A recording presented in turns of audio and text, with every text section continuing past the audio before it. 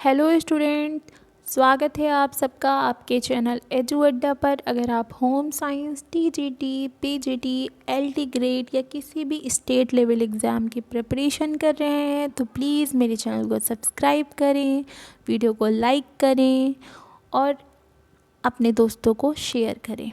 आज के वीडियो में हम देखेंगे होम साइंस की एक ब्रांच टेक्सटाइल, जिसको वस्त्र विज्ञान के नाम से जाना जाता है, इसकी फर्स्ट क्लास को, जिस पे हम टेक्सटाइल के अर्थ को समझते हुए वस्त्र की उत्पत्ति की जो अवस्थाएं हैं, वस्त्र उत्पत्ति के जो सिद्धांत दिए गए हैं, उनको समझने का प्रयास करेंगे। तो चलिए शुरू करते हैं हम अपनी क्लास। टेक्सटाइल जो है वो लैटिन भाषा का शब्द है और इस शब्द का प्रयोग जो है फाइबर से बने हुए क्लोथ्स के लिए किया जाता है। तो यहाँ से आपका पॉइंट निकल के आता है कि टेक्सटाइल जो कि लैटिन भाषा का शब्द है, उसका प्रयोग जो है फाइबर यानी कि रेशों से बने हुए कपड़ों के लिए किया जाता है। अब देखते हैं हम वस्त्र विज्ञान की उत्पत्ति की अवस्थाएं। किसी भी चीज़ का आविष्कार, निर्माण या प्रयोग जो है किसी एक अवस्था का परिणाम नहीं होता, वो व्यवस्थित अवस्थाओं से गुजर के ही जो है सुधार होते हुए उत्पत्ति होती है। इसी प्रकार से वस्त्र विज्ञान की उत्पत्ति की भी अवस्थाएं हैं। सबसे पहली अवस्था जो है हमारी, उसको हम नग्न अवस्था के नाम से जानते हैं। आदि मानव काल की ये अवस्था थी। इस अवस्था में क्या था कि मनुष्य ने अपने शरीर को ढकने के लिए पेड़ की पत्तियों और छालों का प्रयोग किया, परंतु इस अवस्था की मुख्य विशेषता क्या थी कि यहाँ पर जो वस्त्रों का, ये पेड़ की पत्ती और छालों का प्रयोग करने का उद्देश्य जो था वो मात्र अपने शरीर को सुरक्षा प्रदान करना था। यहाँ पर वस्त्रों का प्रयोग किसी भी सामाजिक दृष्टिकोण के लिए नहीं किया गया, केवल और केवल जो है सुरक्षा की दृष्टि से किया गया। दूसरी अवस्था थी हमारी शिकार की अवस्था। इसमें क्या था, जानवरों की खाल का प्रयोग शरीर ढकने के लिए मानव ने करना प्रारंभ किया। कहने का तात्पर्य है कि नग्न अवस्था में जब मनुष्य पेड़ की पत्तियों और छालों का प्रयोग करता था, फिर उसने जैसे जैसे अवस्थाओं में परिवर्तन हुआ, मानव का विकास हुआ, मानव ने शिकार करना सीख लिया। शिकार करने के पश्चात जो है वह जानवरों की खालों को इकट्ठा करने लगा और बदलते हुए मौसम को देखते हुए उसे महसूस हुआ कि जानवरों की खाल का प्रयोग वस्त्र के रूप में करने से वे स्वयं को जो है शीतकालीन जो है जलवायु से बचाने में सक्षम हो रहे हैं। तो उन्होंने जो है जानवरों की खाल का प्रयोग करना शुरू कर दिया। नेक्स्ट अवस्था है हमारी कृषि या खेती की अवस्था।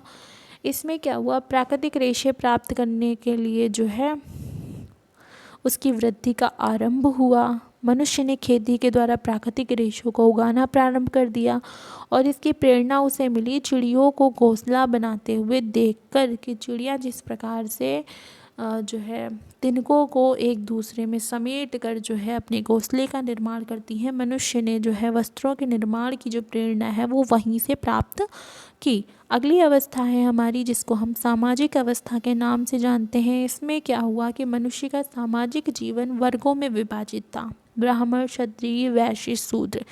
इस अवस्था में वस्त्रों का प्रयोग करने का मुख्य उद्देश्य मात्र शारीरिक सुरक्षा नहीं बल्कि सामाजिक प्रतिष्ठा,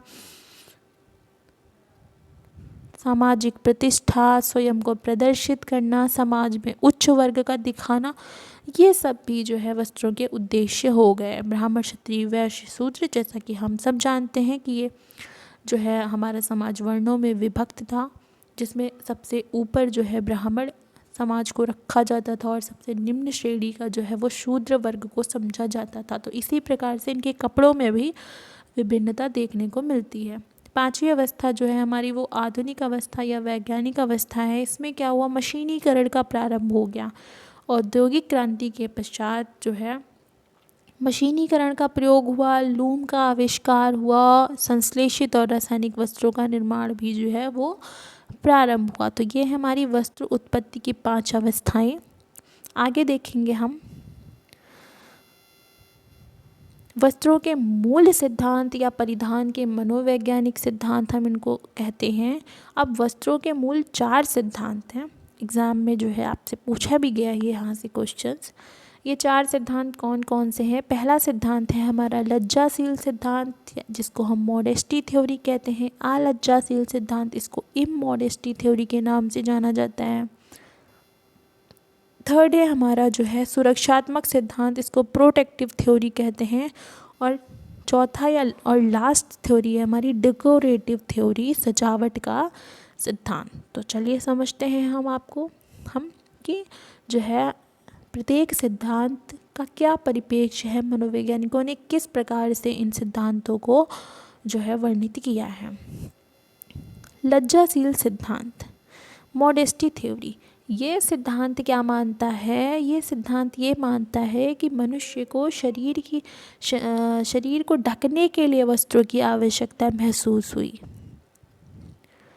जब मनुष्य में शर्म का जो है एहसास हुआ, तब मनुष्य ने कपड़ों का प्रयोग करना प्रारंभ किया। मुख्य रूप से ये सिद्धांत इस बात को बताता है, जैसा कि नाम से है लज्जाशील सिद्धांत, मतलब मनुष्य में जब लज्जा की भावना विकसित हुई तब उसने वस्त्रों का प्रयोग करना शुरू किया। ये है इस सिद्धांत का मेन जो है वो उद्देश्य। दूसरा है हमारा अलज्जाशील सिद्धांत। ये सिद्धांत हमारा जो मॉडेस्टी थ्योरी है उसके एकदम अपोजिट है, इमोडेस्टी थ्योरी के नाम से हम इसको जानते हैं। इसमें क्या मनोवैज्ञानिकों का ये सोचना था कि जो है वस्त्रों का प्रयोग किसी लज्जा या शर्म के कारण मनुष्य ने नहीं किया, बल्कि मनुष्य ने अपने शरीर के विशेष अंगों को आकर्षक बनाने के लिए वस्त्रों का प्रयोग किया। इसीलिए इस सिद्धांत को अलज्जाशील सिद्धांत या इमोडेस्टी थ्योरी के नाम से भी हम जो है वो जानते हैं। चलिए देखते हैं आगे के 2 हमारी थ्योरी। थर्ड हमारी थ्योरी है सुरक्षात्मक सिद्धांत, जिसको प्रोटेक्टिव थ्योरी कहते हैं। इसमें क्या था कि मनोवैज्ञानिकों का सोचना था कि कपड़े पहनने से न सिर्फ शारीरिक बल्कि मनोवैज्ञानिक सुरक्षा भी मिलती है। शारीरिक सुरक्षा से तात्पर्य है जलवायु से सुरक्षा, मौसम से सुरक्षा, बारिश से सुरक्षा, है ना, दूसरे जानवरों से सुरक्षा। और मनोवैज्ञानिक सुरक्षा का तात्पर्य है मनुष्य कपड़े पहनकर जो है मानसिक रूप से अपने आप को जो है सुरक्षित महसूस करता है। नेक्स्ट सिद्धांत है हमारा सजावट का सिद्धांत, डेकोरेटिव थ्योरी। ये सिद्धांत को जो है सभी मनोवैज्ञानिकों ने स्वीकारा है, क्योंकि सजने संवरने के चलते व्यक्ति ने वस्त्र धारण शुरू किया और सजावट सामग्री का प्रयोग करना शुरू किया। और इस सिद्धांत को तो हम वर्तमान समय में भी लागू कर सकते हैं। हर जगह जो है ये सिद्धांत जो है आपको देखने को मिलता है। तो ये थे हमारी आज की क्लासेस। अगर हम देखें #इम्पॉर्टेंट पॉइंट, तो इस चैप्टर से हमारा जो इम्पॉर्टेंट कंक्लूज़न निकल के आता है, उस कंक्लूज़न को हम शॉर्ट में जो है एक बार फिर से रिवाइज करेंगे। हमने पढ़ा टेक्सटाइल, जो कि लैटिन भाषा का शब्द है, और इसका अर्थ क्या होता है? फाइबर से बने हुए क्लोथ्स, यानी रेशों से बने हुए वस्त्रों के लिए लैटिन भाषा के टेक्सटाइल शब्द का प्रयोग किया गया है। उसके बाद हमने पढ़ा वस्त्रों की उत्पत्ति की 5 अवस्थाएं। 5 अवस्थाओं में हमने देखा नग्न अवस्था, शिकार की अवस्था, कृषि की अवस्था, सामाजिक अवस्था और आधुनिक अवस्था। ये 5 अवस्थाएं हमने जो है देखी, और प्रत्येक अवस्था में वस्त्रों का प्रयोग करने का क्या उद्देश्य रहा है इसको भी अच्छी तरीके से समझा। उसके बाद हमने पढ़ा वस्त्रों के मनोवैज्ञानिक सिद्धांत, और 4 मनोवैज्ञानिक सिद्धांत हमने पढ़े। पहला हमारा था लज्जाशील यानी कि मॉडेस्टी थ्योरी, दूसरा था हमारा अलज्जाशील इमोडेस्टी थ्योरी, तीसरा था हमारा सुरक्षात्मक सिद्धांत प्रोटेक्टिव थ्योरी, और चौथा सिद्धांत था हमारा सजावट का सिद्धांत, वो था डेकोरेटिव थ्योरी। तो ये थी हमारी आज टेक्सटाइल की पहली क्लास कैसी लगी कमेंट बॉक्स में बताना नहीं भूलें। चैनल को सब्सक्राइब नहीं किया है तो प्लीज़ सब्सक्राइब कर लें। मिलते हैं नेक्स्ट वीडियो में। Thank you so much.